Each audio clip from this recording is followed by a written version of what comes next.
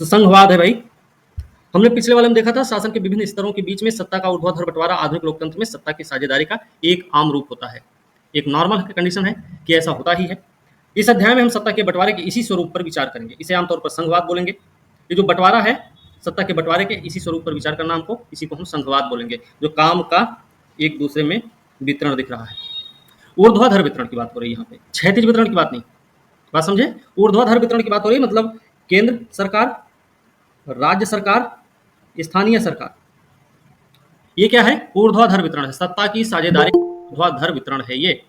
ठीक है, इसके बारे में बात करेंगे। यही होता है आपका संघवाद। ठीक है, बात समझे? चलिए इसी बारे में बात किया जाएगा।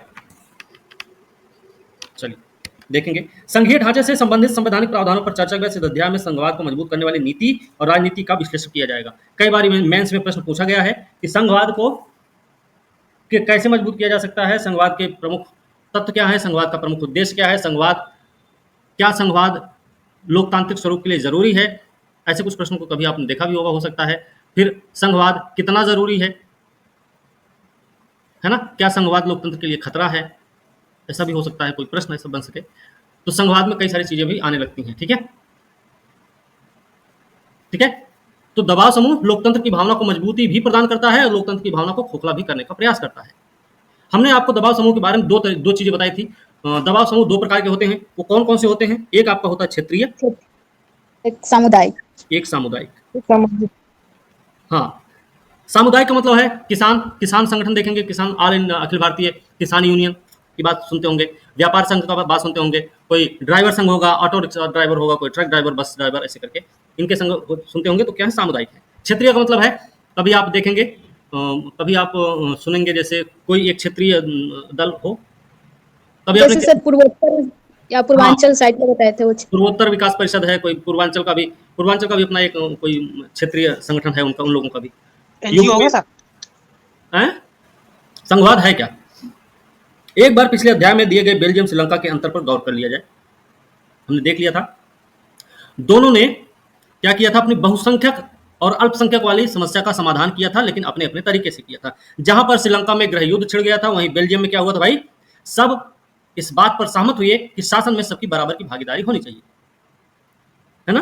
तो बेल्जियम ने एक सही तरीका अपनाया, एक बुद्धिमानी वाला तरीका अपनाया, और वहां पर किसी प्रकार की गृह युद्ध की घटना नहीं घट पाई। लेकिन श्रीलंका में क्या हुआ? श्रीलंका ने ऐसा कोई कदम तो उठाया नहीं, जिसकी वजह से क्या हुआ? वहां पे गृह युद्ध आ गया। ठीक है, बेल्जियम में उससे पहले से भी प्रांतीय सरकारें थी, तब भी उनकी अपनी भूमिका थी, अपने अधिकार थे, पर ये अधिकार उनको केंद्र द्वारा दिए गए थे। इन्हें केंद्रीय सरकार वापस भी ले सकती थी। 1993 में कुछ बदलाव हुए, प्रांतीय सरकारों को कुछ संवैधानिक अधिकार दिए गए। 1993 में, क्योंकि नया संविधान उनका बना, उसी के बाद कुछ अधिकार प्रांतीय सरकारों को भी दिए गए। ठीक है ना?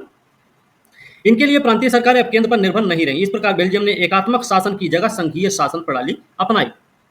भारतीय संविधान का दो रूप देखने में सामने आता है हमारे। कौन सा? एक तो संघात्मक और दूसरा एकात्मक। दोनों सुविधाओं से लैस है भारतीय संविधान। किसी भी बात को लेकर किसी भी प्रकार का मनमुटाव नहीं हो सकता है। ठीक है, श्रीलंका में व्यवहारिक रूप से अभी भी एकात्मक शासन व्यवस्था, जिसमें केंद्रीय सरकार के पास ही सारे अधिकार हैं। ठीक है, श्रीलंका के तमिल नेता चाहते थे देश में सच्चे अर्थों में संघीय शासन व्यवस्था कायम हो सके। सब लोग चाहते थे, बेल्जियम ने लेकिन कायम किया संघीय शासन व्यवस्था को, लेकिन श्रीलंका वो काम नहीं कर पाया, इसलिए वहां पे गृह युद्ध छिड़ गया था। संघीय शासन व्यवस्था में क्या होता है? सर्वोच्च सत्ता केंद्रीय प्राधिकार उसकी विभिन्न आनुषंगिक इकाइयों के बीच में बढ़ जाती है। संघीय शासन व्यवस्था की जो सर्व प्रमुख विशेषता है वो ये है कि सर्वोच्च सत्ता केंद्रीय प्राधिकार और उसकी विभिन्न आनुषंगिक इकाइयों के बीच में बढ़ जाती है। आप लोगों को पता होना चाहिए, भारतीय जो संघ है ना, कनाडाई व्यवस्था पर आधारित है। ठीक है, भारत की संघीय व्यवस्था कनाडाई पद्धति पर आधारित है, ध्यान रखना भाई। और जो भारतीय संघ है ना, वो किसी राज्य के बीच में सहमति का प्रतिफल नहीं है। राज्यों के बीच सहमति का प्रतिफल नहीं है भारतीय संघ। राज्यों को पृथक होने की आजादी नहीं है संघ, भारतीय संघ। कनाडाई व्यवस्था पर जो आधारित है भारतीय संघ, उसमें एक चीज याद रखना कि कनाडाई पद्धति पर ही भारतीय संघ का निर्माण हुआ। संघ शब्द का प्रमुखता से प्रयोग भी किया गया, साथ ही साथ केंद्रीकरण की प्रवृत्ति भी विद्यमान है। बात समझे? संघात्मक समझे तो संघात्मक विशेषता क्या हो सकती है? द्वैध राज्य पद्धति, द्वैधराज पद्धति 1 पॉइंट है। ब्रैकेट में लिख सकते हैं केंद्र और राज्य, केंद्र और राज्य, ठीक है। इसके अलावा अगला पॉइंट लिखिएगा लिखित संविधान, सॉरी विस्तृत और लिखित संविधान।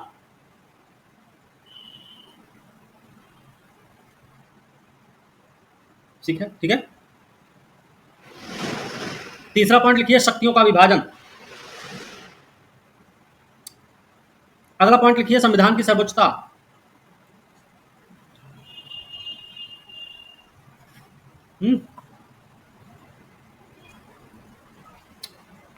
कठोर संविधान, अगला पॉइंट।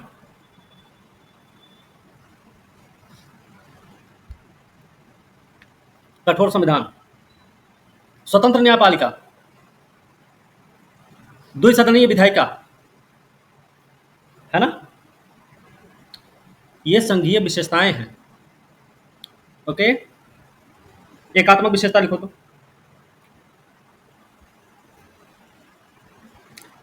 सशक्त केंद्र।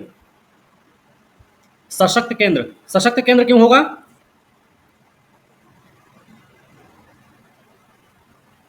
सशक्त केंद्र, शक्तियों का विभाजन कहां पे है? केंद्र में है ना। शक्तियों का विभाजन जो केंद्र के पक्ष में है भाई। अगला पॉइंट लिखिए अनश्वर राज्यों का अनश्वर संघ। अनश्वर राज्यों का अनश्वर संघ, मतलब राज्य को संघ से अलग होने की आजादी नहीं है, क्योंकि अभी हम थोड़ी देर पहले बताया ना कि राज्यों के बीच सहमति का प्रतिफल नहीं है भारतीय संघ। अगला पॉइंट लिखिए एकल संविधान, एक ही संविधान है। फिर लिखिए एकल नागरिकता, एक ही प्रकार की नागरिकता अपने पास है ना। जी सर। फिर लिखिए संविधान का लचीलापन। अगला पॉइंट लिखिए तो अब संविधान का लचीलापन क्यों है? संशोधन प्रक्रिया के मामले में यह संविधान का लचीलापन दिखता है, ठीक है। फिर लिखिएगा राज्यसभा प्रतिनिधित्व में समानता का अभाव, ठीक है, समानता का अभाव। कैसे अभाव है भाई? समानता कैसे नहीं है? जनसंख्या के आधार पर ही तो राज्यसभा में सीटों का बंटवारा किया गया है भाई। सबसे ज्यादा सीटें उत्तर प्रदेश के पास है, सबसे कम सीटें सिक्किम के पास होंगी, है ना, यही, या गोवा के पास, सिक्किम के पास है सबसे। अगला पॉइंट लिखिए आपातकालीन उपबंध, ठीक है। फिर लिखिए एकीकृत न्यायपालिका, एकीकृत न्यायपालिका, ठीक है। फिर अखिल भारतीय सेवाएं, ठीक है। फिर लिख लीजिए एकीकृत लेखा जांच मशीनरी, ठीक है, कैग, है ना। अगला पॉइंट लिखिएगा राज्य सूची के विषय पर संसद का प्राधिकार, है ना, राज्य सूची के विषय पर संसद का प्राधिकार। फिर लिखिए राज्यपाल की नियुक्ति, है ना। फिर लिखिए एकीकृत निर्वाचन मशीनरी, एकीकृत निर्वाचन मशीनरी। फिर लिखिए राज्यों के विधेयक पर वीटो, राज्यों के विधेयक पर वीटो, है ना। हो गया? Yes sir. अब याद रखना ये तो संघात्मक और एकात्मक विशेषताएं हो गई। कभी कभी ऐसा भी हो जाए, मान लीजिए संघीय व्यवस्था के द्योतक, भारतीय राज्य व्यवस्था में संघीय व्यवस्था के द्योतक क्या है? द्योतक मतलब समझ रहे हैं ना, प्रतीक। कैसे समझेंगे कि भैया संघीय व्यवस्था चल रही है यहाँ पे? जैसे आपने सुना होगा राज्यों के बीच में क्षेत्रीय विवाद, राज्यों के बीच में जो क्षेत्रीय विवाद चलता है, एक नाम सुना होगा मालेगांव, मालेगांव। एक और सुना होगा नदी जल विवाद। मालेगांव नहीं, बेलगांव है भाई, सॉरी, ये बेलगांव वाला विवाद है। बेलगांव अधिवेशन हुआ था ना कांग्रेस का, ठीक है भाई। तो बेलगांव अधिवेशन हुआ था, बेलगांव का विवाद किन किन राज्यों के बीच में है? तो महाराष्ट्र के बीच में है और कर्नाटक के बीच में है।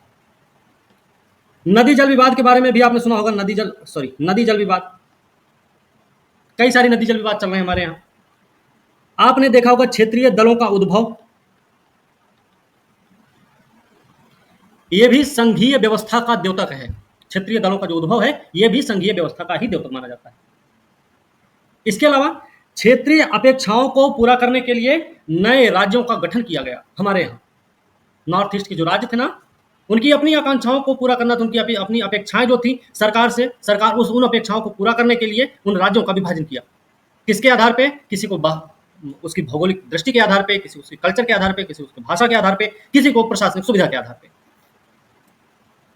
बात समझे? उत्तर प्रदेश से उत्तराखंड अलग हुआ, उसके पीछे का कारण था प्रशासनिक सुविधा। तो क्षेत्रीय अपेक्षाओं को पूरा करने के लिए नए राज्यों का गठन जो रहा है वो भी क्या है भाई, भारतीय राज्य व्यवस्था में संघीय व्यवस्था का द्योतक है। इसके अलावा एक और है, अपने विकास के लिए राज्यों द्वारा केंद्र से अधिक अनुदान की मांग भी संघीय व्यवस्था के द्योतक के रूप में शामिल है। बात समझे? अब अपने चैप्टर पे आते हैं। मतलब यह है कि इसमें एक सरकार पूरे देश के लिए होती है जिसके जिम्मे राष्ट्रीय महत्व के विषय होते हैं। संघीय व्यवस्था में एक तो केंद्र स्तर की या राष्ट्रीय स्तर की सरकार है, एक दूसरी होगी प्रांतीय स्तर की सरकार। राष्ट्रीय स्तर की जो सरकार है पूरे राष्ट्र स्तर पर के विषयों को ध्यान में रखेगी, जो प्रांतीय स्तर की सरकार है वो प्रांत के विषयों पर ध्यान रखती है, प्रांतीय विषयों से संबंधित कानून बनाती है, उनका पालन करवाती है। ठीक है, ऐसे कुछ काम। सत्ता के इन दोनों ही स्तर की सरकारें अपने अपने स्तर पर स्वतंत्र होकर अपना काम करती हैं। इस अर्थ में संघीय शासन व्यवस्था एकात्मक शासन व्यवस्था से ठीक उलट है। कई बार ऐसे सवाल पूछे गए हैं कि जैसे बोला जाता है कि संघात्मक एकात्मक, तो एकात्मक व्यवस्था में जैसे कुछ आप देखेंगे ना, जैसे संविधान उसमें लचीला भी हो सकता है, कठोर भी हो सकता है। ऐसा देखा है कि नहीं, पढ़ा कि नहीं आप लोगों ने? लचीला संविधान आपको ब्रिटेन में मिलेगा, कठोर संविधान कहाँ मिलेगा? तो कठोर संविधान आपको फ्रांस में मिलेगा। सर्वोच्च संविधान कहाँ मिलता है? जापान में मिलता है। गौड़ संविधान कहाँ पे है? ब्रिटेन में है। कहीं पर लिखित संविधान होगा तो कहीं पर अलिखित संविधान हो सकता है। एकात्मक व्यवस्था की बात है। लिखित संविधान कहाँ पे है? जहां पे एकात्मक व्यवस्था वहां पे लिखित संविधान है। उस देश में जैसे एक नाम लिख लो तो फ्रांस। अलिखित संविधान कहाँ पे? ब्रिटेन। ये भी एकात्मक व्यवस्था का। तो एकात्मक व्यवस्था में कुछ भी हो सकता है, लेकिन संघात्मक व्यवस्था में ये सारी चीजें रहनी ही चाहिए। बात समझे सब लोग? एकात्मक व्यवस्था में शासन का एक ही स्तर होता है, बाकी इकाइयां उसके अधीन होकर काम करती है। इसमें केंद्रीय सरकार प्रांतीय या स्थानीय सरकारों को आदेश दे सकती है, पर संघीय व्यवस्था में केंद्रीय सरकार राज्य सरकार को कुछ खास करने का आदेश नहीं दे सकती है। एकात्मक व्यवस्था में सब कुछ केंद्र के अधीन है, उसकी जो इकाइयां हैं उनके माध्यम से बाकी काम होते रहेंगे। साथ ही साथ एकात्मक व्यवस्था में केंद्र जो होता है राज्यों को कुछ भी काम करने का आदेश दे सकता है। लेकिन संघीय व्यवस्था में क्या होता है? संघीय व्यवस्था में ये सारी समस्याएं नहीं होती हैं। केंद्र सरकार राज्य सरकार को कुछ खास करने का आदेश नहीं दे सकता है। लेकिन एक चीज और याद रखना भाई, जो राज्यपाल होते हैं, राज्यपाल के बारे में कहा जाता है ना, इनकी दोहरी भूमिका होती है। किसी भी राज्यपाल की किसी भी राज्य में दोहरी भूमिका होती है। दोहरी भूमिका कैसे है? एक तो वो राज्य का संवैधानिक प्रमुख है और दूसरा क्या है? दूसरा केंद्र सरकार का प्रतिनिधि भी है ना?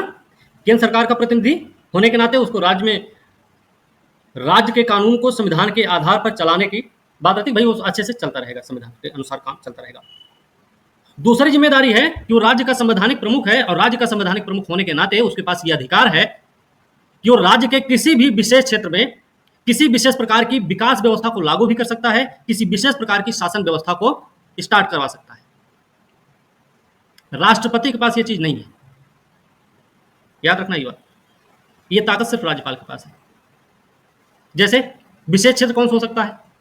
गुजरात में कच्छ का एरिया, महाराष्ट्र में मराठवाड़ा विदर्भ का क्षेत्र, ऐसे कुछ क्षेत्र है ना भारत में। उन सब के लिए एक अलग कानून, अलग विकास के तरीके सब राज्यपाल अपने अपने आधार पर करवा सकता है। ठीक है, चलो। राज्य सरकारों के पास अपनी शक्तियां होती है, इसके लिए वह केंद्रीय सरकार को जवाबदेह नहीं होता। संघीय व्यवस्था में याद रखना ये सारी चीजें। ठीक है, ये दोनों ही सरकारें अपने अपने स्तर पर लोगों को जवाबदेह होती हैं। ठीक है, अपने अपने स्तर पर जवाबदेह होती हैं। क्यों होती हैं? क्योंकि जनता के ही प्रतिनिधि होते हैं ये लोग।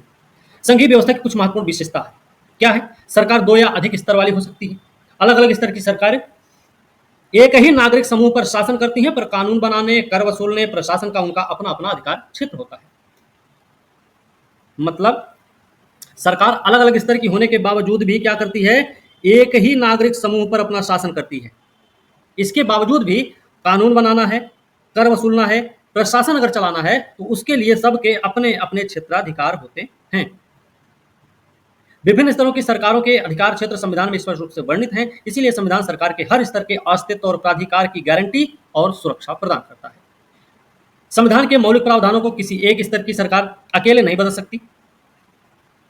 ऐसे बदलाव दोनों स्तर की सरकारों की सहमति से ही हो सकता है। कौन सा प्रावधान है संशोधन का? ये विशेष बहुमत वाला है ना, विशेष बहुमत प्लस आधे से अधिक राज्य की अनुमति, सहमति।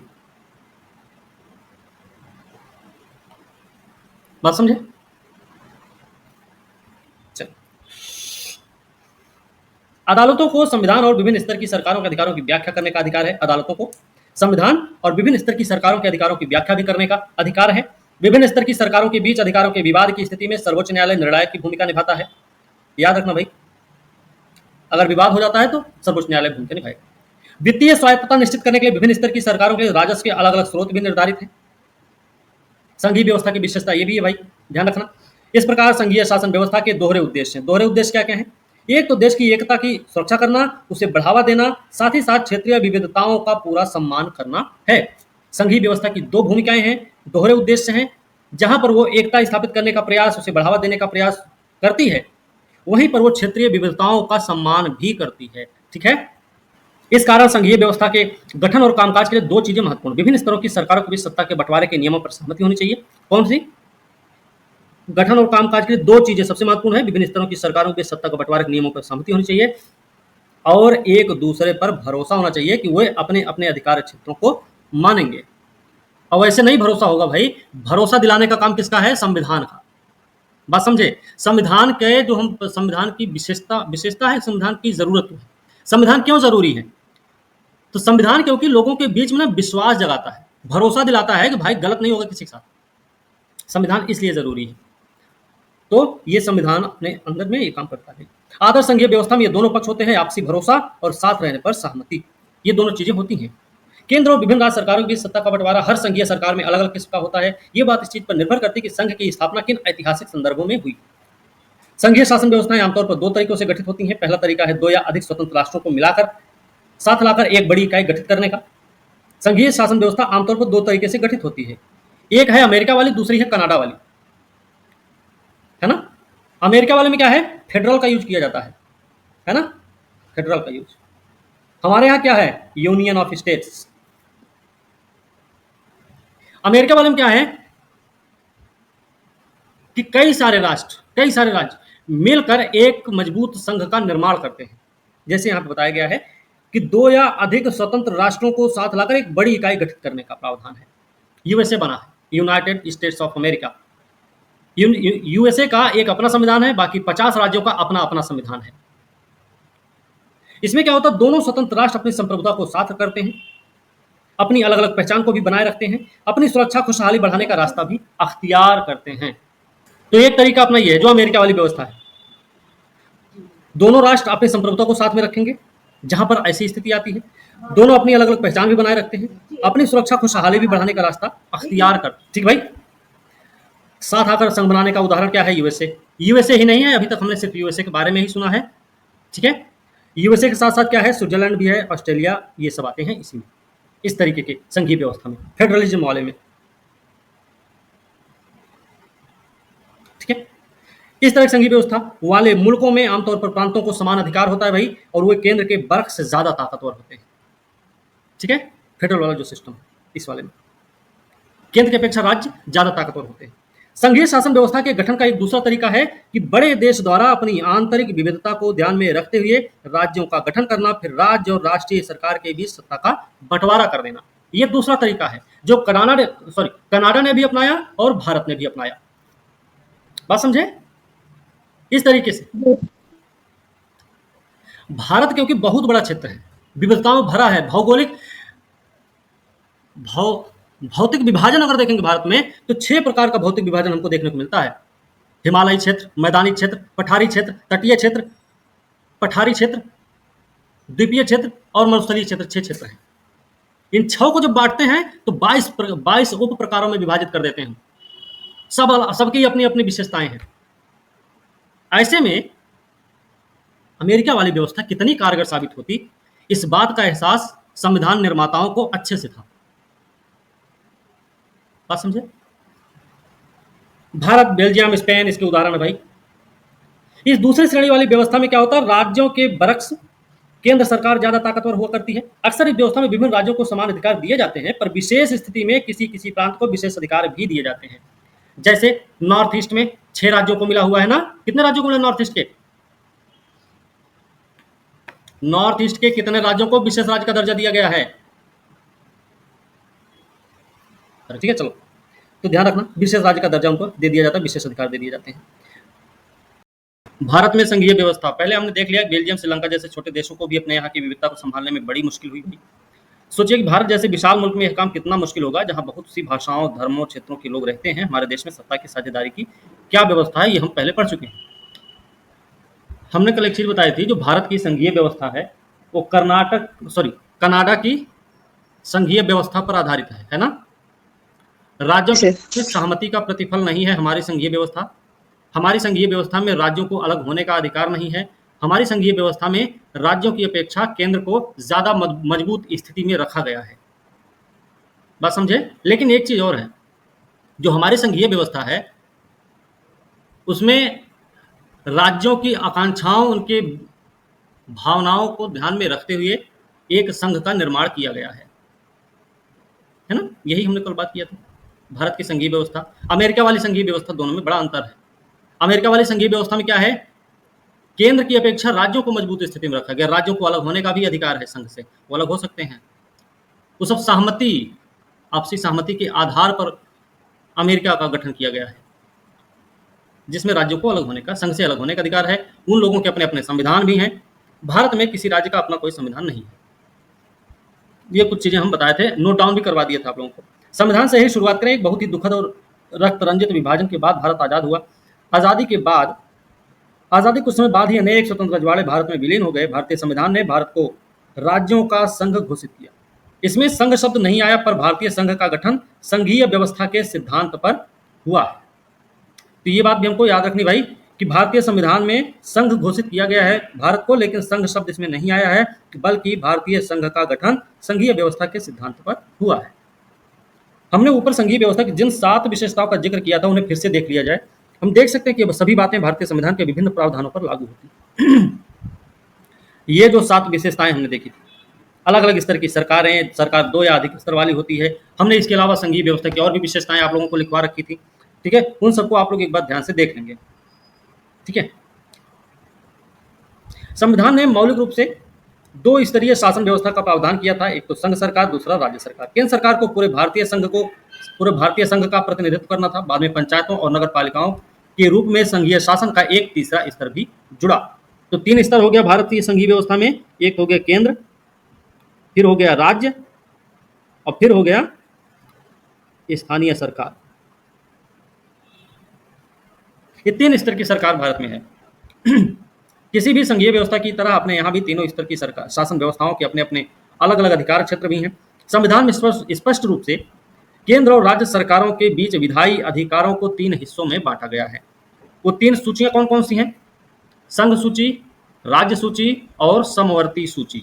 संघ सूची में प्रतिरक्षा है, विदेशी मामला, बैंकिंग, संचार, मुद्रा, ये सब राष्ट्रीय महत्व के विषय हैं। पूरे देश के लिए इन मामलों में एक तरह की नीतियों की जरूरत होती है, इसी कारण इन विषयों को संघ सूची में डाला गया है।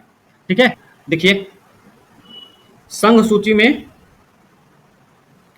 पहले था 97, ठीक है, अब हो गया है 100 संघ सूची में। ठीक है, राज्य सूची में 66 हुआ करता था, वर्तमान में 61 विषय हो गए। समवर्ती सूची में कितने हो गए? तो समवर्ती सूची में पहले रहता था 47, अब हो गया है 52। ये है विषयों की संख्या, है ना। तो ये ध्यान रखना है। संघ सूची में क्या क्या आते हैं? इस संघ सूची में वर्णित विषयों के बारे में कानून बनाने का अधिकार सिर्फ केंद्र सरकार के पास भाई। राज्य सूची में आता है पुलिस, व्यापार, वाणिज्य, कृषि, सिंचाई, ये सब प्रांतीय स्थानीय महत्व के विषय हैं। राज्य सूची में वर्णित विषयों के बारे में सिर्फ राज्य सरकार ही कानून बना सकती है। समवर्ती सूची है जिसमें शिक्षा आता है, वन है, मजदूर संघ है, विवाह है, गोद लेना, उत्तराधिकार, ये सारे विषय हैं जो केंद्र के साथ राज्य सरकारों की साझी दिलचस्पी में आते हैं। ठीक है ना? कई बार ये ऐसे सवाल भी पूछे जाते हैं। इन विषयों पर कानून बनाने का अधिकार राज्य सरकार, केंद्र सरकार दोनों को ही है, लेकिन जब दोनों के कानूनों में टकराव हो जाए तो उस स्थिति में केंद्र सरकार द्वारा बनाया गया कानून ही क्या होता है, मान्य होता है। या केंद्र सरकार के कानून को ही क्या दिया जाता है, प्राथमिकता दे दी जाती है। ठीक है ना? ओके। सवाल यह है कि जो विषय इनमें से किसी सूची में नहीं आते वो क्या होते हैं। फिर कंप्यूटर सॉफ्टवेयर जैसे विषय किसके अधिकार क्षेत्र में रहे, क्योंकि ये संविधान बनने के बाद आए हैं। हमारे संविधान के अनुसार बाकी बचे विषय केंद्र सरकार के अधिकार क्षेत्र में चले जाते हैं। इनको क्या बोलते हैं, इन्हें क्या बोलते हैं, जो किसी भी सूची में शामिल नहीं उनको क्या बोलते हैं, किसी को पता है? वो सारे के सारे मामले अवशिष्ट सूची में शामिल हो जाएंगे।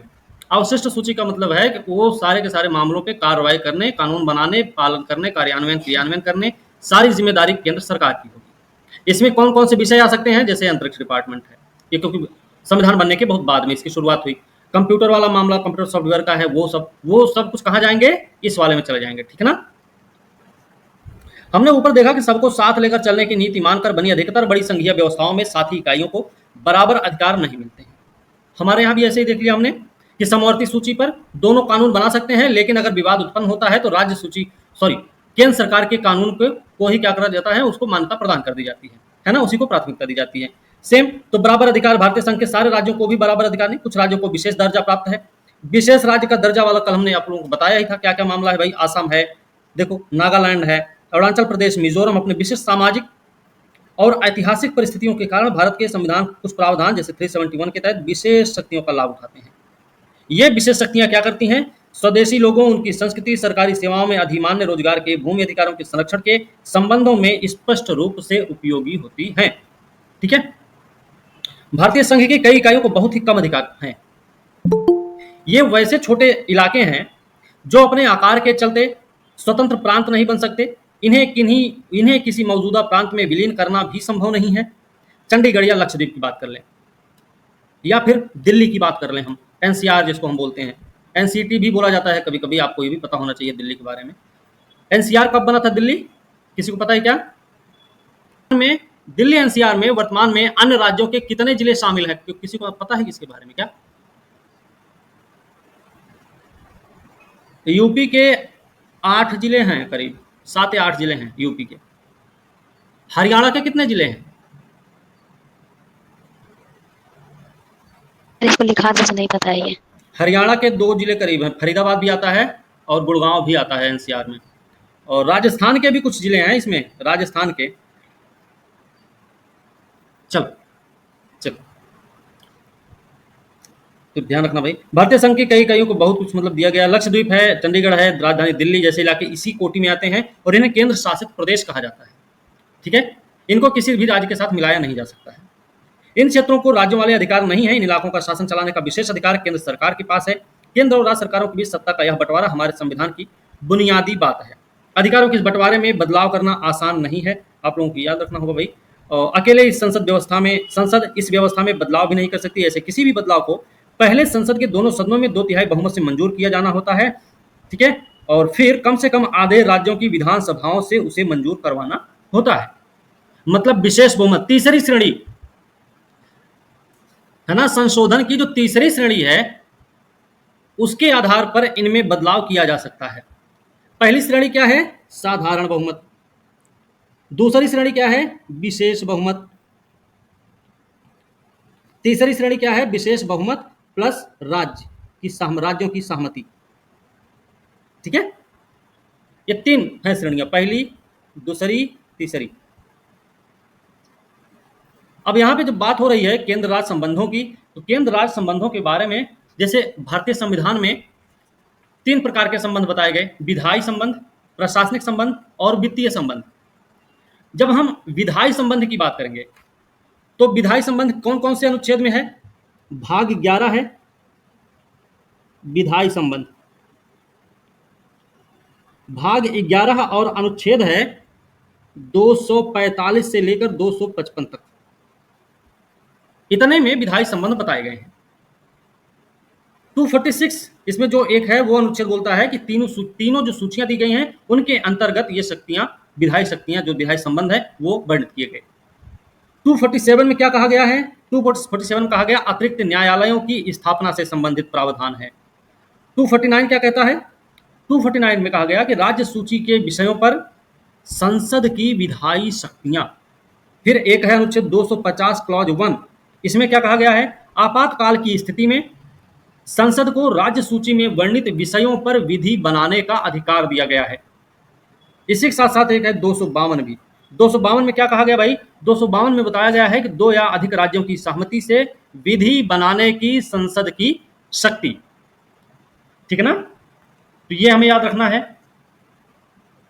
दूसरा संबंध है, दूसरा संबंध क्या है? प्रशासनिक संबंध।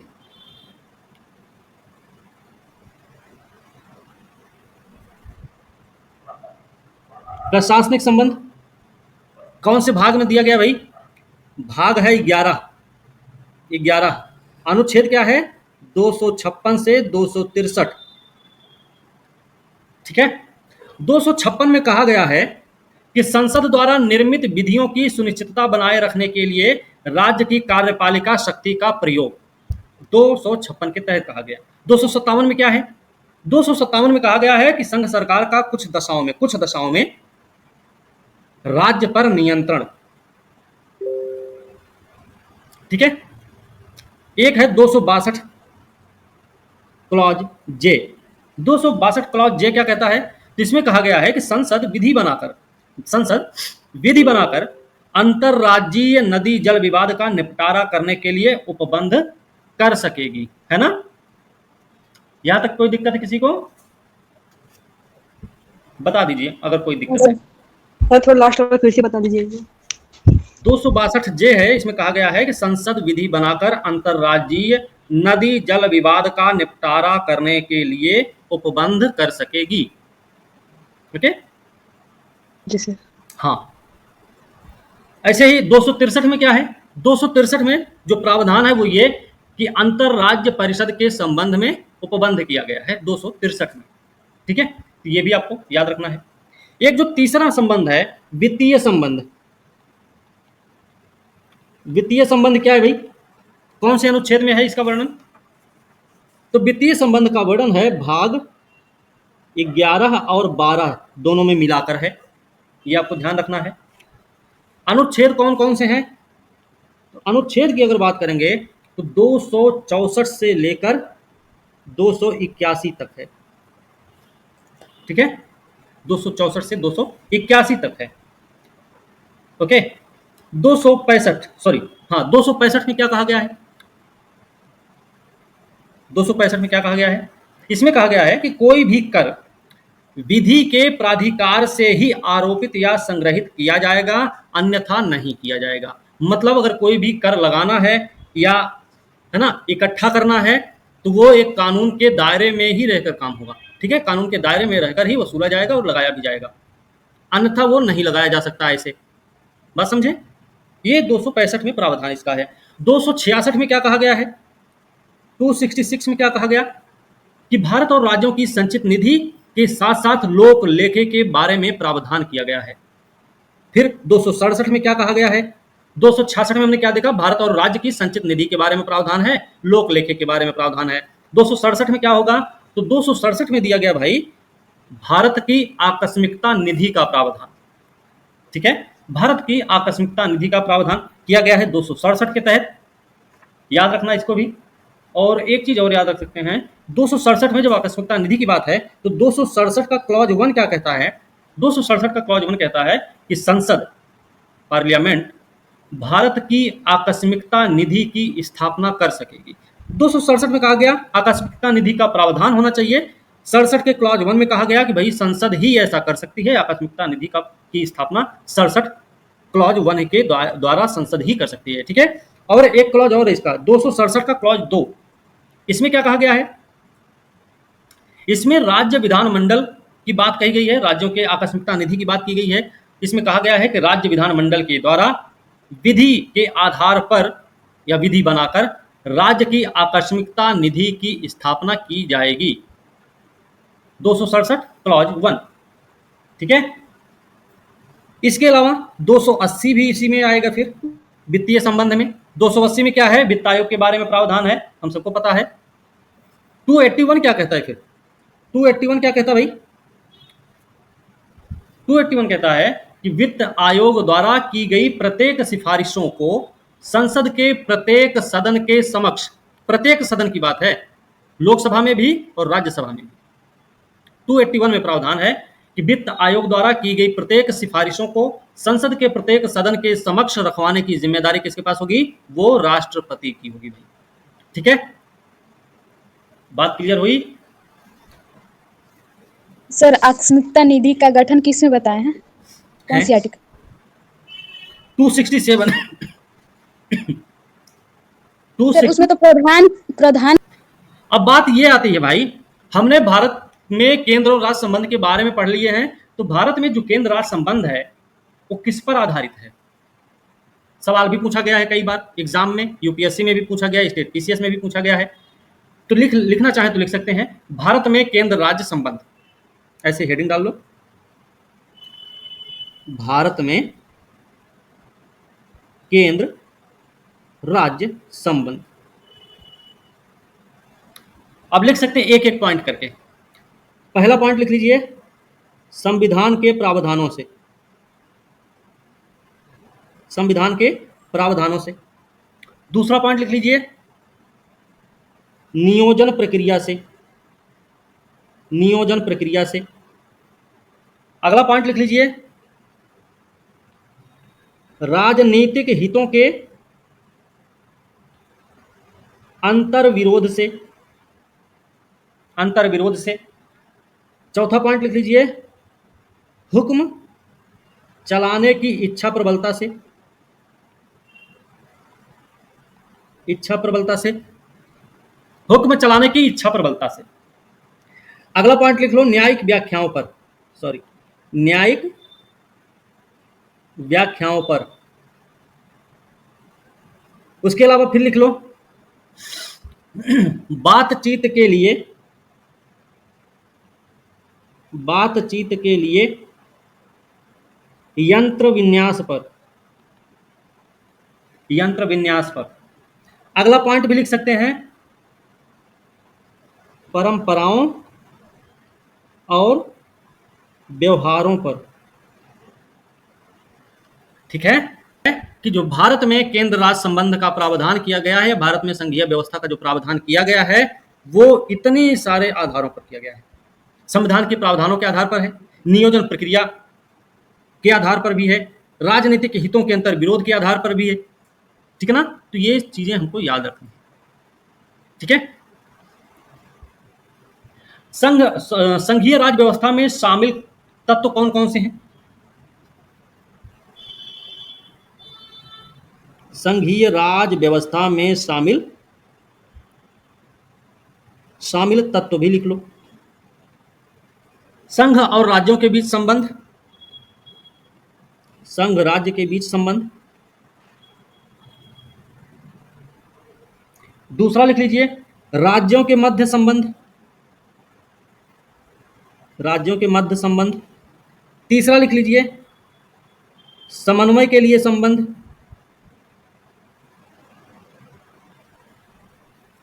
लिख सकते हैं, विवादों को सुलझाने के लिए तंत्र, विवादों को सुलझाने के लिए तंत्र। केंद्र राज्य संबंध से संबंधित एक आयोग का गठन किया गया था, हालांकि कई सारी समितियां बनाई गई थी। एक आयोग है जिसका नाम है सरकारिया आयोग, नाम सुना होगा सरकारिया आयोग का। सरकारिया आयोग के अध्यक्ष कौन थे? अध्यक्ष कौन इसके? R.S. सरकारिया अध्यक्ष हैं ये। और ये कौन भाई? न्यायमूर्ति रहे हैं, ठीक है। इसमें दो सदस्य भी थे, सदस्य का क्या नाम था आप लिख सकते हैं, बी शिवरामन और S.R. सेन, ये दो लोग इसमें सदस्य थे। संघ राज्य से संबंधित कितनी समितियां बनाई गई, कितने आयोग बनाए गए? तो आप एक नाम सुना होगा आपने, सरकारी आयोग अभी हमने देख ही लिया है। इसके अलावा आपने सुना होगा राजमन्नार आयोग, राजमन्नार आयोग, और एक सुना होगा पुंछी आयोग। तो ये 3 समितियां हैं, 3 आयोग हैं जो किससे संबंधित हैं? केंद्र राज्य संबंध से संबंधित हैं। ठीक है। एक चीज और याद रखना इसमें, राज्य सरकारों को, जो राज्य सरकार जो कृषि आयकर लगाते हैं ना, कृषि आयकर लगाया जाता है राज्यों के द्वारा, तो कौन उनको यह अधिकार प्रदान करता है? तो राज्य सरकारों को कृषि आयकर भारत का संविधान समनुदेशित करता है। ठीक है, ये बात भी हमको याद रखनी होगी। ठीक है,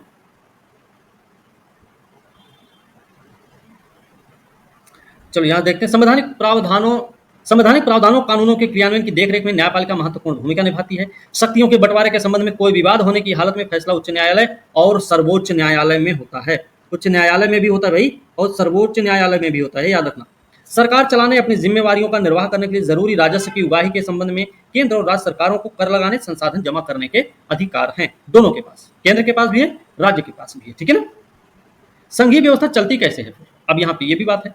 1947 का भारत है, यहाँ पे आप देख सकते हैं इस तरीके से रहा है। 1947 में ये सारी रियासतें हैं। ये क्वेटा वेटा, आज देखिए हमने ज्योग्राफी में पढ़ा था, क्वेटा, कलत, ये सब के बारे में, चित्रल उत्तरल के बारे में। बाकी देखिए ये सब रियासतें हैं। ठीक है, इस तरीके से भारत था पहले। संघीय व्यवस्था के कारगर कामकाज के लिए संवैधानिक प्रावधान जरूरी होते हैं। कारगर अगर कामकाज होना है संघीय व्यवस्था का, तो संवैधानिक प्रावधान करना पड़ेगा। लेकिन इतना ही पर्याप्त नहीं होता है। अगर भारत में संघीय शासन व्यवस्था कारगर हुई है तो इसका कारण सिर्फ संवैधानिक प्रावधान भर का होना नहीं है। भारत में संघीय व्यवस्था की सफलता का मुख्य श्रेय यहाँ की लोकतांत्रिक राजनीति के चरित्र को देना होगा।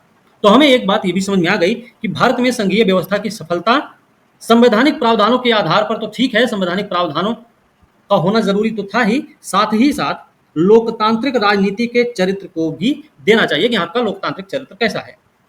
इसी से संघवाद की भावना, विविधता का आदर, संघ साथ रहने की इच्छा का हमारे देश के साझा आदर्श के रूप में स्थापित होना सुनिश्चित हुआ। आइए कुछ प्रमुख बातों पर गौर करें जिनसे पता चलता है कि यह काम किस तरह हो पाया।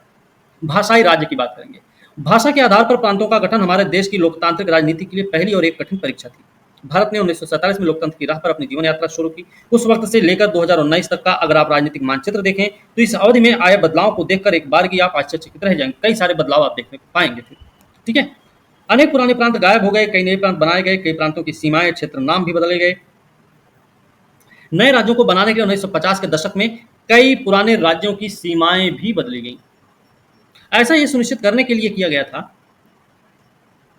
कि एक भाषा बोलने वाले लोग एक राज्य में आ जाएं। ठीक है, एक राज्य में आ जाएं।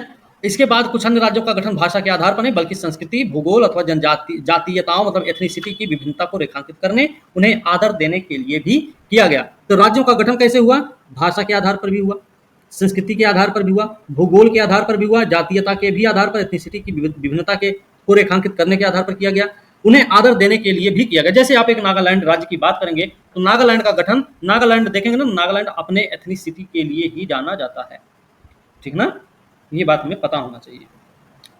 ठीक है, नागालैंड, उत्तराखंड, झारखंड ऐसे राज्य इसमें हैं। जब एक भाषा के आधार पर राज्यों के गठन की बात उठी तो कई राष्ट्रीय नेताओं को डर था कि इससे देश टूट जाएगा। केंद्र सरकार ने इसी के चलते राज्यों का पुनर्गठन कुछ समय के लिए टाल दिया, पर हमारा अनुभव बताता है कि भाषावार राज्य बनाने से देश ज्यादा एकीकृत और मजबूत हुआ। इससे प्रशासन भी पहले की अपेक्षा कहीं ज्यादा सुविधाजनक हुआ है ना।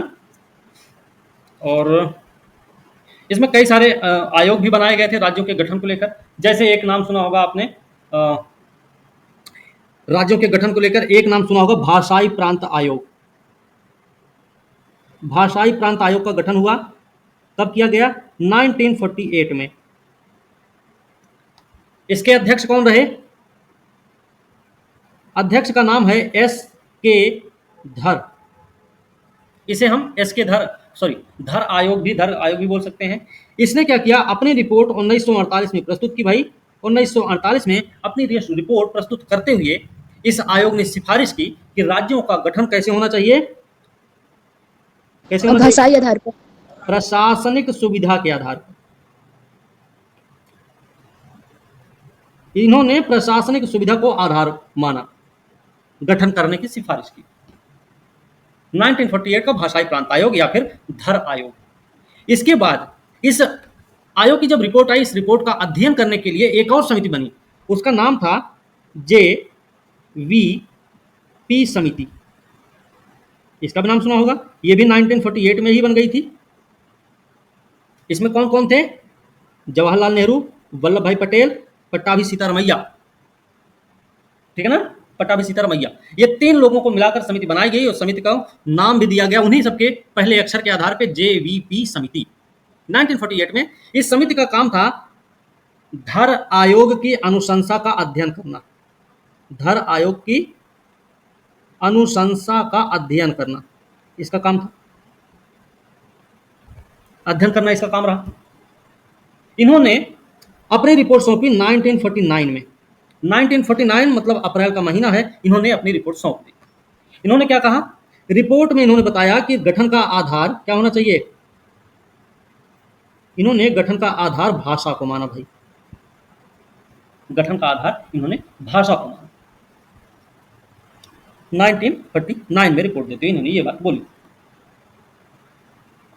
इसके बाद एक और कमीशन बनाया गया। उस कमीशन के बारे में आप सबको पता भी होगा, हो सकता है।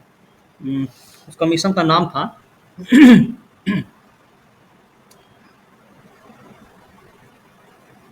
राज्य पुनर्गठन आयोग। कब बना? 1953 में, है ना, 1953 में बना था। इसके अध्यक्ष थे फजल अली। फजल अली आयोग भी बोला जाता है इसे। सदस्य थे KM पणिक्कर और हृदयनाथ कुंजरू, HN कुंजरू, ये 2 इसके सदस्य भी थे। इन्होंने जो बताया, इन्होंने जब अपनी रिपोर्ट सौंपी, उस रिपोर्ट को 1956 में लागू भी किया गया और 1956 में लागू करते हुए आंध्र प्रदेश भाषाई आधार पर गठित होने वाला पहला राज्य बन गया, है ना। एक चीज और याद रख लेना कि जो नए राज्यों का निर्माण होता है ना, वो साधारण बहुमत से ही होता है। Okay sir. इससे पहले भारत में जो भारतीय राज्य हुआ करते थे, उनके 4 भाग थे। भारतीय राज्यों के 4 भाग हुआ करते थे। 4 भागों के बारे में पता होगा, कई बार पेपर में पूछा भी गया है। भाग का, भाग खा, गा, घा, पेपर में आया हुआ है प्रश्न ये। भाग का में कौन से राज्य आएंगे? ब्रिटिश भारत में गवर्नर के शासन वाले जो भाग थे, वो भाग का वाले राज्य में की श्रेणी में आते थे।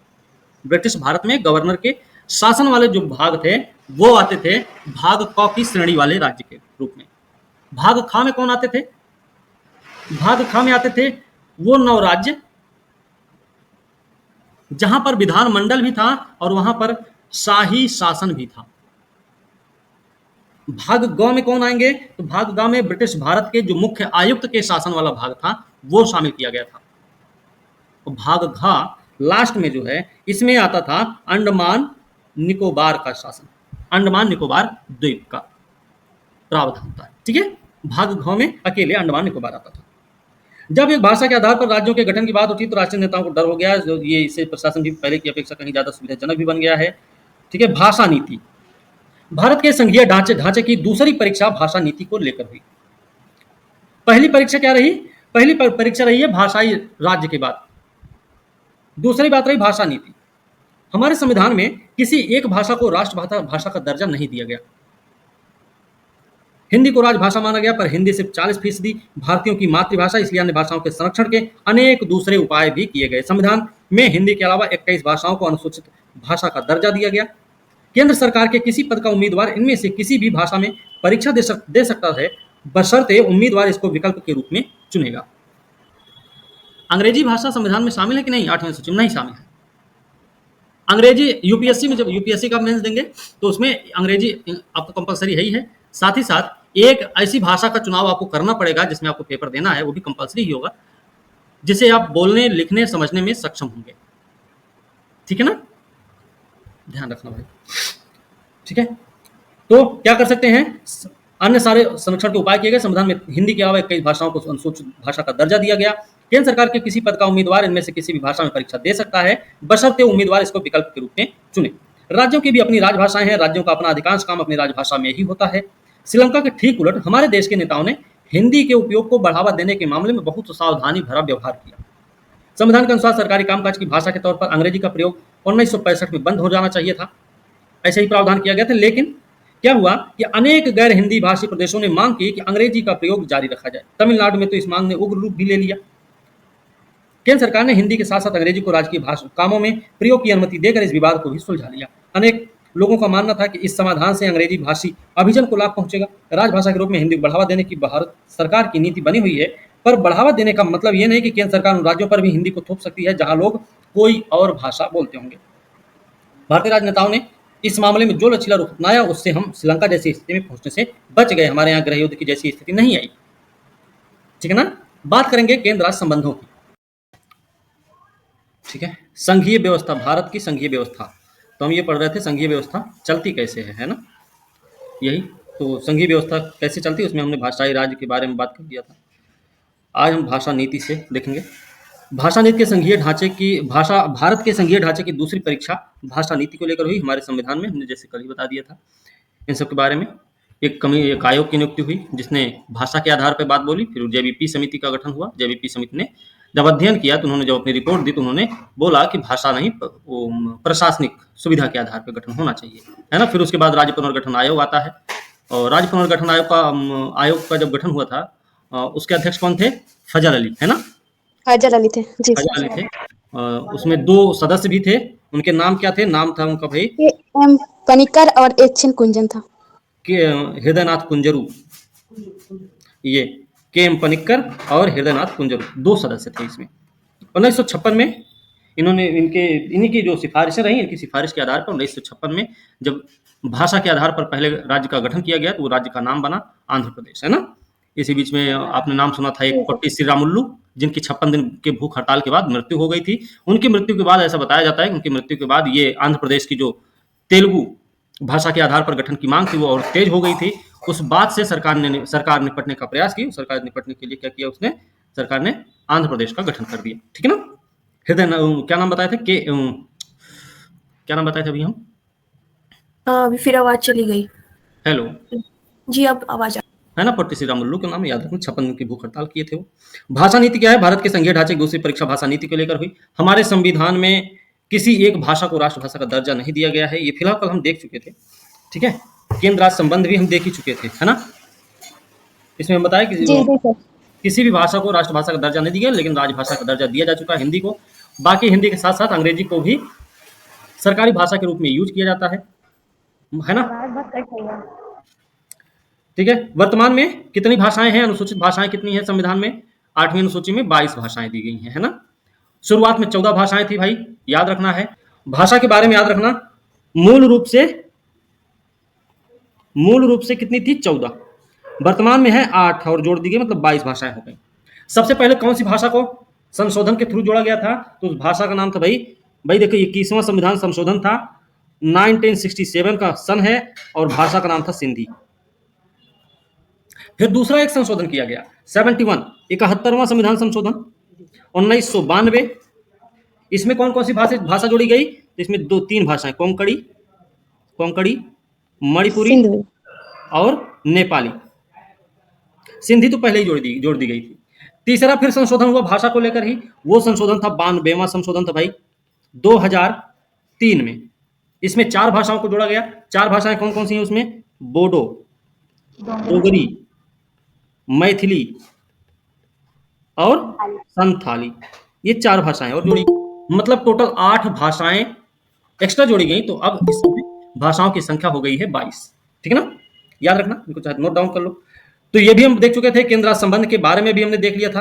केंद्र राज्य संबंधों को हमने कल जिक्र भी किया, कौन से अनुच्छेद से लेकर किस अनुच्छेद तक का वर्णन है, कौन से अनुच्छेद में कौन से संबंध का, कौन से में किसका, इस तरीके से हमने सारी चीजें देख रखी थी। कई सारे अनुच्छेदों का भी वर्णन किया हमने, है ना। उन सबको भी हम आप लोगों को बता चुके हैं। यहां से थोड़ा सा देखेंगे, यहीं से देखते हैं, केंद्र संबंध से ही शुरू कर लेते हैं। केंद्र संबंध में लगातार आए बदलाव का उदाहरण बताता है कि व्यवहार में संघवाद किस तरह मजबूत हुआ। सत्ता की साझेदारी की संवैधानिक व्यवस्था वास्तविकता में कैसा रूप लेगी, ये ज्यादातर ये ज्यादातर इस बात पर निर्भर करता है कि शासक दल और नेता किस तरह इस व्यवस्था का अनुसरण करते हैं। ठीक है, मतलब सत्ता की साझेदारी की जो संवैधानिक व्यवस्था है, वास्तविकता में वो कैसा रूप लेने वाली है, वो निर्भर इस बात पे करता है कि जो शासक दल और नेता है वो किस तरीके की व्यवस्था का अनुसरण करना चाहते हैं या करते हैं। ठीक है ना। काफी समय तक हमारे यहाँ एक ही पार्टी का केंद्र और राज्य दोनों जगह शासन रहा है। व्यावहारिक मतलब ये हुआ इसका कि राज्य सरकारों ने स्वायत्त संघीय इकाई के रूप में अपने अधिकारों का प्रयोग नहीं किया था। जब केंद्र और राज्य में दोनों जगह अपने मतलब एक ही पार्टी की सरकार बनी हमेशा, तो उसका मतलब ये रहा कि कभी राज्यों ने अपनी उस स्वायत्तता का प्रयोग ही नहीं किए या फिर प्रयोग नहीं कर पाए, हमेशा से उन पर केंद्र का ही दबदबा बना रहा था। ठीक है, जब केंद्र और राज्य में अलग अलग दलों की सरकार रही तो केंद्र सरकार ने राज्यों के अधिकारों की अनदेखी करने की कोशिश भी की है। यह भी याद रखना, उन दिनों केंद्र सरकार अक्सर संवैधानिक प्रावधानों का दुरुपयोग करके विपक्षी दलों की राज्य सरकारों को भंग कर देती थी। यह संघवाद की भावना के प्रतिकूल काम था। तो हमें एक चीज और यहां पता चल गई, संघवाद की भावना के प्रतिकूल काम निम्नलिखित कथनों में से कौन सा है या कौन सा नहीं है। तो कौन सा है अगर वो आएगा तो उसमें ये प्रावधान आप स्टेटमेंट याद रखेंगे कि केंद्र सरकार अक्सर संवैधानिक प्रावधानों का दुरुपयोग करके विपक्षी दलों की राज्य सरकार को भंग कर देती थी, या केंद्र सरकार द्वारा संवैधानिक प्रावधानों का दुरुपयोग करके विपक्षी दलों की राज्य सरकार को भंग करना संघवाद की भावना के प्रतिकूल एक काम था। ठीक है ना, ये बात भी हमको इस तरीके से स्टेटमेंट के रूप में याद रखनी होगी। ठीक है, 90 के बाद से स्थिति काफी बदल गई। आपको पता है केंद्र में पहली बार किसी दूसरी पार्टी की सरकार बनी तो उस पार्टी का नाम था जनता पार्टी। जनता पार्टी सरकार किसकी हुई, प्रधानमंत्री कौन बने, तो मोरारजी देसाई। मोरारजी देसाई है ना। 1970 के दशक की बात है। हम जब पंचवर्षीय योजना पढ़ते थे, एक पंचवर्षीय योजना ऐसी भी पढ़ते हैं जो अपने समय से 2 साल पहले ही समाप्त कर दी जाती है, उसके बाद शुरू होता है रोलिंग प्लान। 1978 से 1980 के बीच में, है ना। फिर से दूसरा चुनाव होता है, फिर से इंदिरा जी की सरकार बनती है, लेकिन इस बीच में पहली बार ऐसा हुआ केंद्र में किसी दूसरे पार्टी का सरकार बनता है। ठीक है, ध्यान रखना। और ऐसा पहला समय भी था कि जब किसी राज्य में केंद्र से अलग कोई सरकार बनी थी। 90 के बाद से स्थिति बदल जाती है। कैसे बदलती है, इस अवधि में राज्यों में क्षेत्रीय दलों का उदय हुआ। इस अवधि में देश के अनेक राज्यों में क्षेत्रीय दलों का उदय हुआ। अच्छा, क्यों ऐसा हुआ है, तो पहली बात तो यह रही कि राज्यों में क्षेत्रीय दलों का उदय एक कारण तो यह माना जाता है, यही दौर केंद्र में गठबंधन सरकार की शुरुआत का भी था। दूसरा पॉइंट है, दूसरा कारण है, केंद्र में गठबंधन सरकार की शुरुआत हुई। क्यों ऐसा था, क्योंकि किसी एक दल को लोकसभा में स्पष्ट बहुमत नहीं मिला, इसलिए प्रमुख राष्ट्रीय पार्टियों को क्षेत्रीय दलों समेत अनेक पार्टियों का गठबंधन बनाकर सरकार बनानी पड़ी थी। ठीक है, इससे सत्ता में साझेदारी, राज्य सरकारों की स्वायत्तता का आदर करने की एक नई संस्कृति पनपी। इस प्रवृत्ति को सुप्रीम कोर्ट के एक बड़े फैसले से भी बल मिल गया। इस फैसले के कारण राज्य सरकार को मनमाने ढंग से भंग करना केंद्र सरकार के लिए अब मुश्किल हो गया था। इस प्रवृत्ति को सुप्रीम कोर्ट के बड़े फैसले से भी बल मिल गया भाई। इस प्रकार आज संघीय व्यवस्था के तहत सत्ता की साझेदारी संविधान लागू होने के तत्काल बाद वाले दौर की तुलना में ज्यादा प्रभावी है। ठीक है, चलिए, ये एक सरकार गठबंधन सरकार है, क्योंकि इनकी सरकार है यहाँ पे, है ना। ये अटल जी की सरकार है। ये देख रहे हैं, एक सब कहीं ना कहीं सब हैं। अब अटल जी की सरकार के लिए एक चीज और याद रखना, सबसे कम दिन के लिए प्रधानमंत्री बनने वाले हैं ये, पता है ना। 13 दिन की सरकार बनी है इनकी, 13 दिन के लिए भी प्रधानमंत्री बने हैं ये, सबसे कम दिन। ठीक है, याद रखना।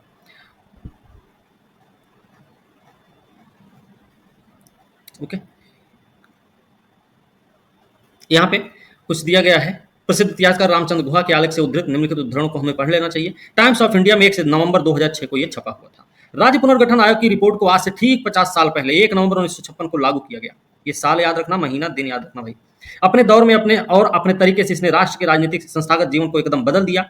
गांधी जी अन्य नेताओं ने अपने अनुयायियों से वादा किया था कि जब मुल्क आजाद होगा तो इस नए देश में नए प्रांत बनेंगे, भाषा के आधार पर प्रांतों का पुनर्गठन किया जाएगा। पर जब 47 में मुल्क आजाद हुआ तो इसका बंटवारा भी हो गया। विभाजन धार्मिक आस्था से पुरातन जुड़ाव का परिणाम रहा है। जो विभाजन हमारा हुआ वो धार्मिक आस्थाओं से जुड़ा हुआ था। पुरातनी आस्था की एक ऐसी ही चीज भाषा, इसके आधार पर अब कितने विभाजन होंगे। नेहरू, पटेल और राजा जी के मन में यह सवाल कौन रहा था। उन्हीं का एक लेख भाई। बहरहाल भारत की एकता को कमजोर करने की जगह भाषा के आधार पर गठित राज्यों ने इसकी एकता को मजबूत करने में मदद की। एक व्यक्ति कन्नड़ भारतीय, बंगाली भारतीय, अथवा तमिल भारतीय, गुजराती भारतीय जैसी दो दो पहचानों के साथ आसानी से जीता है आज के समय में। कोई गुजराती है, भारतीय भी है, तमिल का है, भारतीय भी है, असमिया वाला है, भारतीय है, बंगाली है तो भारतीय है, कन्नड़ बोल रहा तो भी भारतीय है, मलयालम बोल रहा तो भी भारतीय है। दो तरीके की पहचान उसकी है। यह भी बात सुखद तो नहीं, लेकिन उतने बुरे भी नहीं कहे जा सकते। भाषावार राज्यों के गठन ने भारत को एक भयावह स्थिति से बचा लिया। अगर तेलुगु, मराठी वगैरह बोलने वालों की भावनाओं का ख्याल ना रखा गया होता तो यहाँ की स्थिति कुछ इस प्रकार होती: एक भाषा, 14-15 राष्ट्र बनते फिर यहाँ पे। ठीक है, भाषा के आधार पर राज्यों का गठन जो हुआ ना, वो जो पहले भले सोचा गया था कि भाषा के आधार पर गठन होगा तो राष्ट्र की एकता अखंडता अक्षुण्ण हो जाएगी, कमजोर हो जाएगी, भावना बलवती नहीं कमजोर रहेगी, वो अलग बात थी। लेकिन भाषाओं के आधार पर और राज्यों की आकांक्षाओं को ध्यान में रखते हुए जो राज्यों का गठन किया गया था, उसने राष्ट्र की मतलब भारत की एकता और अखंडता को मजबूती प्रदान की, साथ ही साथ हमारी लोकतांत्रिक भावना को भी प्रबल बना दिया। भारत में विकेंद्रीकरण, हमने अभी पढ़ा कि संघीय सरकारें दो या अधिक स्तरों वाली होती हैं। 3 स्तर भारत में चलता है भाई: केंद्र, राज्य और स्थानीय सरकार। यही 3 स्तर हैं। जी सर। हमने अपने देश में 2 स्तर वाली सरकार की चर्चा की, पर भारत जैसे विशाल देश में सिर्फ 2 स्तर की शासन व्यवस्था से ही बढ़िया शासन नहीं चल सकता था। भारत के प्रांत यूरोप के स्वतंत्र देशों से भी बड़े हैं। जनसंख्या के हिसाब से उत्तर प्रदेश रूस से बड़ा है आज भी। महाराष्ट्र लगभग जर्मनी के बराबर है। भारत के अनेक राज्य खुद भी अंदरूनी तौर पर विविधताओं से भरे हुए हैं। इस प्रकार इन राज्यों में भी सत्ता को बांटने की जरूरत है ना। जैसे उत्तर प्रदेश की अगर बात करें, यूपी की बात करें, पूर्वांचल, मध्य यूपी, पश्चिमी यूपी, बुंदेलखंड, ऐसे भी देखो, बघेलखंड, कितने सारे हैं। पूर्वांचल में कैसी भाषा बोली जाती है? कहीं पर अवधी बोली जाती है, तो कहीं पर आप देखेंगे भोजपुरी टाइप की भाषा भी चलती है ना, तो ऐसी भाषाएं चलती हैं। कहीं पर आप जाएंगे तो आपको खड़ी हिंदी भी मिलेगी, कुछ उनकी अपनी भी लैंग्वेज है, देसी लैंग्वेज, कहीं ब्रजी बोली जाएगी, ब्रजी भी आपको सुनते होंगे। पश्चिमी यूपी खड़ी हिंदी वाला एरिया पूरा है। बुंदेलखंड में जाएंगे तो यहाँ पे बुंदेलखंडी बोली जाएगी, है ना। ठीक है, वास्तविक विकेंद्रीकरण की दिशा। ठीक है, इस तरीके से आप कहीं भी जाएंगे, महाराष्ट्र में जाएंगे, महाराष्ट्र में एक बंबई भी देख रहे हैं। बंबई कितना बढ़िया है, बॉलीवुड सिटी है, भारत का हॉलीवुड माना जाता है उसको। वहीं बगल में आप देखेंगे मराठवाड़ा क्षेत्र भी है, वहीं बगल में देखेंगे विदर्भ का भी क्षेत्र है। वो सूखा सूखा बेचारा, गरीबी ऐसी कि उनको राशन नसीब नहीं हो रहा है, सही से पानी नहीं मिल पा रहा, उनकी महिलाएं मटका रख के जा रही हैं, 5-5 किलोमीटर से पानी लेके आ रही हैं। बात समझ रहे हैं ना। ऐसे एरियाज हैं। कर्नाटक बहुत सभ्य, बहुत सक्षम, बहुत अमीर ज्यादा दिखता होगा आप लोगों को, ऐसे यहाँ से देखने में लगता होगा कि बड़ा अमीर क्षेत्र है वो, बंगलौर जैसा शहर। कौन सी सिटी है? सिलिकॉन सिटी है वो। वहां पे भी समस्याएं हैं। बात समझ रहे हैं ना। ठीक है, चलो, जब केंद्र और राज्य सरकार से शक्तियां लेकर स्थानीय सरकारों को दी जाती हैं तो इसे सत्ता का विकेंद्रीकरण कहते हैं। विकेंद्रीकरण के पीछे बुनियादी सोच यह है कि अनेक मुद्दों समस्याओं का निपटारा स्थानीय स्तर पर ही बढ़िया ढंग से हो सकता है। लोगों को अपने इलाके की समस्याओं की बेहतर समझ होती है। विकेंद्रीकरण के पीछे बुनियादी सोच क्या क्या है? मुद्दे और समस्याओं का निपटारा स्थानीय स्तर पर अच्छे से हो सकता है। आपके जिले का रहने वाला व्यक्ति आपके जिले के किसी भी क्षेत्र के बारे में जितना अच्छे से जान सकता है, उतना अच्छे से कोई मेरठ में रहने वाला व्यक्ति नहीं समझ सकता है। या आपके जिले में किसी ग्राम पंचायत का जो मुखिया होगा, उस ग्राम पंचायत से संबंधित समस्याओं के बारे में जितने अच्छे से समझ सकता है, उस जिले में मतलब शहर में बैठा हुआ व्यक्ति उस गांव की समस्या के बारे में उतने अच्छे से नहीं जान सकता। ये सिंपल है, स्वभाव है ये। तो स्थानीय स्तर पर जो सरकारों को शक्तियां, स्थानीय स्तर पर सरकार का गठन किया गया, उसके पीछे यही सोच रखी गई कि स्थानीय स्तर पर जो भी समस्याएं हैं उनका निराकरण स्थानीय स्तर पर स्थानीय लोग जो रहते हैं, स्थानीय जो निवासी हैं, वो अच्छे ढंग से, क्या बेहतर ढंग से कर सकते हैं निपटारा। ठीक है, सही ढंग से, बढ़िया ढंग से होगा। लोगों को अपने इलाके की समस्याओं की बेहतर समझ होती है, इसलिए जरूरी था। लोगों को इस बात की भी अच्छी जानकारी होती है कि पैसा कहाँ खर्च किया जाए, चीजों का अधिक कुशलता से उपयोग किस तरह से किया जा सकता है। इनके अलावा स्थानीय स्तर पर लोगों को फैसलों में सीधे भागीदार बनाना भी संभव हो जाता है। इससे लोकतांत्रिक भागीदारी की आदत भी पड़ जाती है। स्थानीय सरकारों की स्थापना स्वशासन के लोकतांत्रिक सिद्धांत को वास्तविक बनाने का सबसे अच्छा तरीका है। यह एक प्रश्न का माध्यम भी हो सकता है।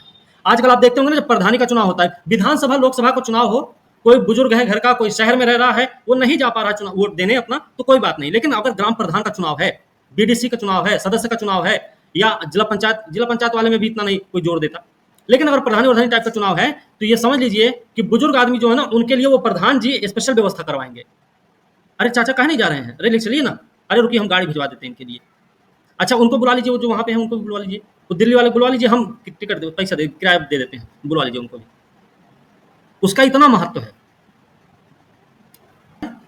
क्योंकि उसमें एक वोट से फैसला होता है। कम से कम विधानसभा और लोकसभा चुनाव में 4-6 हजार 10-20 हजार का मामला आता है, नहीं 1-2 वोट का मामला नहीं आता, इसमें लंबा चौड़ा मामला चलता है। तो स्थानीय स्तर पर जो सत्ता का विकेंद्रीकरण हुआ है, इससे एक बात तो ये भी साफ हुई है कि लोगों के अंदर जो लोकतांत्रिक भावनाएं हैं वो कहीं ना कहीं बलवती होती नजर आती हैं। विकेंद्रीकरण की जरूरत हमें हमारे संविधान में भी स्वीकार की गई। इसके बाद से गांव शहर के स्तर पर सत्ता के विकेंद्रीकरण की कोशिश हुई। सभी राज्यों में गांव स्तर पर ग्राम पंचायत, शहर में नगरपालिका की स्थापना हुई, पर इन्हें राज्य सरकारों के सीधे नियंत्रण में रखा गया था। ये सब कुछ राज्य सरकार के नियंत्रण में है। अब इनके चुनाव की जिम्मेदारी किसकी है? राज्य चुनाव आयोग की है। बात समझ रहे? इन स्थानीय सरकारों के लिए नियमित ढंग से चुनाव भी नहीं कराए जाते थे पहले। विकेंद्रीकरण की जरूरत हमें हमारे संविधान में भी स्वीकार की गई है। राज्य सरकारों को सीधे नियंत्रण में रखा गया। इन स्थानीय सरकारों के लिए नियमित ढंग से चुनाव भी नहीं कराए जाते थे। इनके पास ना तो अपना कोई अधिकार था, ना तो संसाधन थे। इस प्रकार प्रभावी ढंग से सत्ता का विकेंद्रीकरण नाम मात्र का। तो सत्ता का विकेंद्रीकरण वास्तविक रूप में कब किया गया? 73वें और 74वें संविधान संशोधन के द्वारा। 73वां और 74वां संविधान संशोधन लाया गया। कब लाया गया? 1992 में लाया गया। 73वां आया ग्राम पंचायत से संबंधित, 74वां था नगर पालिका से संबंधित, है ना। फिर इसमें अनुसूचियां भी जोड़ी गई, अलग अलग विषय भी जोड़े गए, है ना। फिर कई सारी चीजें हुई हैं। हाँ, वास्तविक विकेंद्रीकरण की दिशा में एक बड़ा कदम हुआ 1992 में। संविधान में संशोधन करके लोकतांत्रिक शासन व्यवस्था के तीसरे स्तर को ज्यादा शक्तिशाली और प्रभावकारी बनाया गया। अब क्या हो गया? अब स्थानीय स्वशासी निकायों के चुनाव नियमित रूप से कराना संवैधानिक बाध्यता हो गई। उन समितियों ने यह सुझाव भी दिया था। निर्वाचित स्वशासी निकायों के सदस्य पदाधिकारियों के पदों में अनुसूचित जाति, जनजाति, पिछड़ी जाति के लिए सीटें आरक्षित भी की गई। कम से कम 1/3 पद महिलाओं के लिए आरक्षित हुआ, है ना। हर राज्य में पंचायत नगर पालिका चुनाव कराने के लिए राज्य चुनाव आयोग नामक स्वतंत्र संस्था का गठन भी किया गया। राज्य सरकारों को अपने राजस्व अधिकारों का कुछ हिस्सा इन स्थानीय स्वशासी निकायों को देना पड़ता है। सत्ता में भागीदारी की प्रकृति हर राज्य में अलग अलग है। ये बात हमको याद रखनी है। ये प्रश्न पूछा भी गया है, स्टेटमेंट के रूप में आया हुआ है। सभी राज्यों में स्थानीय सरकार या स्थानीय सत्ता या स्थानीय सरकार की प्रकृति एक जैसी है। तो वो स्टेटमेंट गलत है। क्यों गलत है?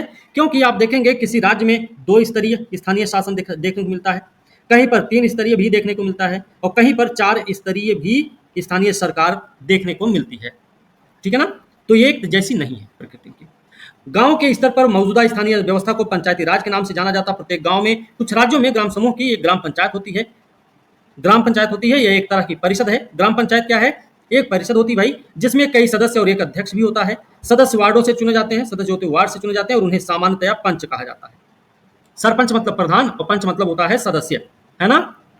आपने सुना होगा जैसे सदस्य का भी चुनाव होता है। 3 चुनाव होते हैं, एक प्रधान, एक बीडीसी और एक सदस्य, ना 3 चुनाव होते हैं। जैसे मान लीजिए एक ग्राम पंचायत में 6 गांव हैं, उस गांव में 6 सदस्य चुने जाएंगे। अब हर गांव से एक एक सदस्य बनेगा, हर गांव से एक एक सदस्य, हर गांव से एक एक। ठीक है। अध्यक्ष को प्रधान सरपंच कहते हैं। इनका चुनाव गांव अथवा वार्ड में रहने वाले सभी वयस्क लोग होते हैं। ध्यान रखना, इनका चुनाव कैसे होता है? गांव या वार्ड में रहने वाले सभी वयस्क लोग मतदान के जरिए करते हैं, वयस्क लोग करेंगे। ये पूरे पंचायत के लिए फैसला लेने वाली संस्था है। पंचायतों का काम ग्राम सभा की देखरेख में चलता है। गांव के सभी मतदाता इसके सदस्य, इसे ग्राम पंचायत का बजट पास करने, इसके कामकाज की समीक्षा के लिए साल में कम से कम 2 या 3 बार बैठक करनी होती है। ये प्रश्न आया हुआ है यूपीएससी में। बजट पास करने, इसके कामकाज की समीक्षा करने के लिए साल में कम से कम 2 या 3 बार बैठक करनी पड़ती है। ठीक ना। स्थानीय शासन का ढांचा जिला स्तर तक का है। स्थानीय शासन का ढांचा जिला स्तर तक का है, याद रखना। कई ग्राम पंचायतों को मिलाकर पंचायत समिति का गठन होता है। कई ग्राम पंचायत मिलती है तो बनती है पंचायत समिति। इसे बोलते हैं मंडल या फिर बोलते हैं प्रखंड स्तरीय पंचायत। मतलब जो आप सुने होंगे ब्लॉक प्रमुख नाम सुना होगा आप लोगों ने जी। इसका चुनाव कई सारे बीडीसी मिलकर करते हैं। ठीक है। इसके सदस्यों का चुनाव कौन करते हैं? उस इलाके के सभी पंचायत सदस्य, वही बीडीसी जो होते हैं वो करते हैं भाई। किसी जिले को, मतलब ये जो ब्लॉक प्रमुख होते हैं या जो मंडल पंचायत वाले सदस्य होते हैं, मंडल पंचायत वाले जो होते हैं, इनका चुनाव जो कैसे प्रत्यक्ष रूप से नहीं होता है बल्कि अप्रत्यक्ष या फिर बोले तो परोक्ष रूप से किया जाता है। किसी जिले की सभी पंचायत समितियों को मिलाकर जिला परिषद का गठन होता है। सभी पंचायत समिति को मिलाया जाता है तो जिला परिषद का गठन हो जाता है। और ठीक है, जिला परिषद के अधिकांश सदस्यों का चुनाव होता है। जिला परिषद में उस जिले से लोकसभा विधानसभा के लिए चुने गए सांसद, विधायक, जिला स्तर की संस्थाओं के कुछ अधिकारी भी सदस्य के रूप में होते हैं। जिला परिषद का प्रमुख इस परिषद का राजनीतिक प्रधान होता है। जिला परिषद का जो प्रमुख होता है वो इस परिषद का राजनीतिक प्रधान होता है। इस प्रकार स्थानीय शासन वाली संस्थाएं शहरों में भी काम करती हैं। शहरों में नगर पालिका होती है, बड़े नगरों में नगर निगम होता है। नगर पालिका, नगर निगम दोनों का कामकाज निर्वाचित प्रतिनिधि ही करते हैं, ये बात याद रखनी चाहिए। नगर पालिका प्रमुख नगर पालिका के राजनीतिक प्रधान होते हैं, याद रखना। नगर निगम के ऐसे पदाधिकारी को बोलते हैं मेयर। नगर निगम में जो होते हैं उनको बोलते हैं मेयर, और जो नगर पालिका में होते हैं उनको क्या बोलते हैं? सभासद, है ना, पार्षद। चेयरमैन बोलते हैं ना, सभासद और चेयरमैन होते हैं नगर पालिका में। और नगर निगम में पार्षद भी होते हैं, मेयर भी होते हैं, ठीक है, नगर निगम में, याद रखना भाई। स्थानीय सरकारों की यह नई व्यवस्था दुनिया में लोकतंत्र का अब तक का सबसे बड़ा प्रयोग है। नगर पालिकाओं और ग्राम पंचायतों में करीब 36 लाख लोगों का चुनाव होता है। भैया इतना लंबी चौड़ी संख्या है। यह संख्या अपने आप में दुनिया के कई देशों की कुल आबादी से ज्यादा है। चलो, यह संख्या अपने आप में बहुत बड़ी है भाई। स्थानीय सरकारों को संवैधानिक दर्जा दिए जाने से हमारे यहाँ लोकतंत्र की जड़ें मजबूत हुई है, थोड़ा सा ध्यान रखने की जरूरत है। इसने महिलाओं का प्रतिनिधित्व बढ़ाने के साथ साथ हमारे लोकतंत्र में उनकी आवाज को मजबूत किया। बहरहाल इन सबके बावजूद अभी भी अनेक परेशानियां कायम हैं। पंचायतों के चुनाव तो नियमित रूप से होते हैं, लोग बड़े उत्साह से उनमें हिस्सा भी लेते हैं, लेकिन ग्राम सभाओं की बैठकें नियमित रूप से नहीं होती हैं। ये सबसे बड़ी चुनौती है। अधिकांश राज्य सरकारों ने स्थानीय सरकारों को पर्याप्त अधिकार भी नहीं दिए हैं। ज्यादातर राज्य सरकार ऐसे भी जो अधिकार नहीं दिए, ज्यादातर मतलब हम स्वशासन की आदर्श स्थिति से अभी भी काफी दूर हैं। और याद रखना, स्थानीय सरकारों में सिर्फ महिलाओं का चुना जाना ही काफी नहीं है। शासन का सारा कामकाज, जो प्रशासन का सारा शासन का कामकाज है सारा, वो महिलाओं के नाम से भले होता है लेकिन करने वाला पुरुष ही होता है सारा काम। बात समझे? तो अगर हमें पूरी तरह से स्थानीय शासन, स्थानीय स्वशासन की आदर्श स्थिति को प्राप्त करना है तो उसके लिए महिलाओं को सिर्फ चुनकर लाने तक ही सीमित नहीं रखना है, बल्कि महिलाओं को उसमें, उसके कामकाज में उनकी हिस्सेदारी को भी बढ़ावा देना है, जिसके लिए सरकार को स्पेशल व्यवस्था भी करनी पड़ेगी। ठीक है, करना होगा। महिलाओं को स्थानीय स्तर पर उनके चुने जाने को ही प्रोत्साहित नहीं करना है, बल्कि महिलाओं को स्थानीय स्वशासन के काम काज में बढ़कर हिस्सेदारी करने के लिए एक कवायद, एक पहल की भी जरूरत है, ताकि पुरुष समाज भी इस बात को समझ सके कि महिला जो है एक पुरुष से ज़्यादा अच्छे ढंग से काम कर सकती है, ज़्यादा अच्छे से सोच सकती है, वो ज़्यादा अच्छे ढंग से अपने पंचायत का विकास भी कर सकती है। इसमें प्रश्न भी दिए गए हैं कई सारे। यहाँ से प्रश्न ना भी लिखें आप लोग, लेकिन एक प्रश्न चाहे तो आप लोग लिख सकते हैं। लिखना है आपको, लिखना है, बोल दीजिए सर। लिख लीजिए। संघवाद और स्थानीय स्वशासन।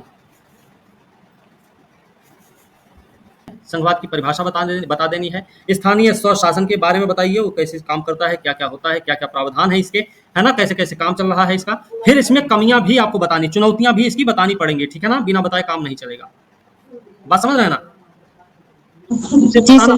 चुनौती उसकी जो अभी लास्ट में 1-2 लाइन बताए हैं वही आप उतना बता दीजिए, तब भी काम चल जाएगा अपना। लेकिन कोशिश करिएगा चुनौती जरूर बताइए, चाहे 2 ही पॉइंट बताना, लेकिन बताना जरूर। फिर आप लास्ट में उसके उपाय भी देने, क्योंकि कमी बता रहे हो, चुनौती बता रहे हो, तो उसका उपाय भी बताना पड़ेगा। और उपाय क्या है भाई? जागरूकता बढ़ाओ, है ना, जागरूकता बढ़ाना पड़ेगा। और क्या कर सकते हैं? ठीक है, तो उपाय भी आपको बताने, फिर उसके बाद निष्कर्ष भी दे देना होगा, ठीक है ना, बात खत्म हो जाएगी। और उत्तर लिखना है 7 अंक का, बीपीएससी वाले, बाकी आप लोग भी लिख लेंगे। मान चलो 150 शब्द हो जाए, बस 150 शब्द तक का, बस इससे ज्यादा नहीं होना चाहिए, ये भी याद रखना।